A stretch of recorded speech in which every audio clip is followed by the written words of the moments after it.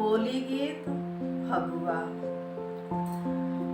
भोला काले के गंगा चले काशी, भोला काले के गंगा चले काशी, शिव काले के गंगा चले काशी, भोला काले के गंगा चले काशी।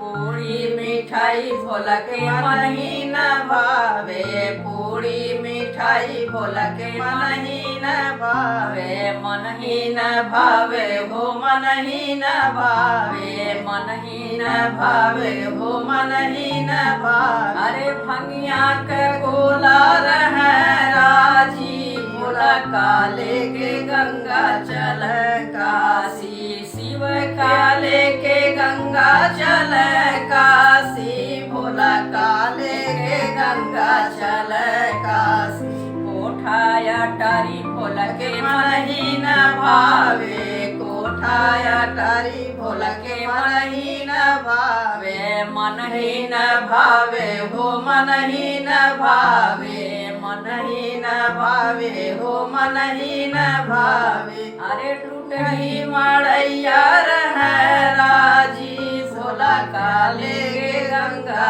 चल काशी। अरे टूट ही मड़ैया रहे राजी, भोला काले के गंगा चल काशी, शिव काले के गंगा चल काशी, शिव काले के गंगा चल काशी। हाथी घोड़ा भोला के मन ही न भावे, हाथी घोड़ा भोला के मन ही न भावे, मन ही न भावे हो मन ही न भावे, मन ही न भावे हो मन ही न भावे।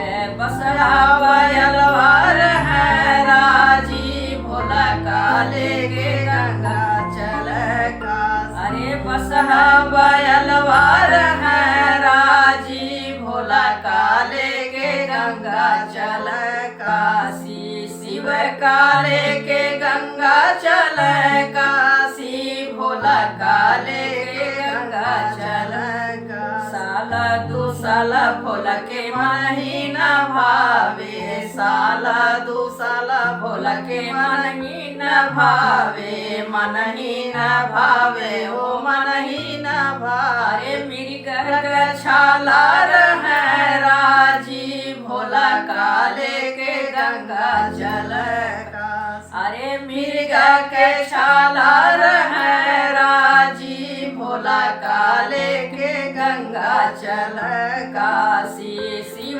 काले के गंगा चल काशी, भोला काले के गंगा चल काशी, भोला काले के गंगा चल काशी।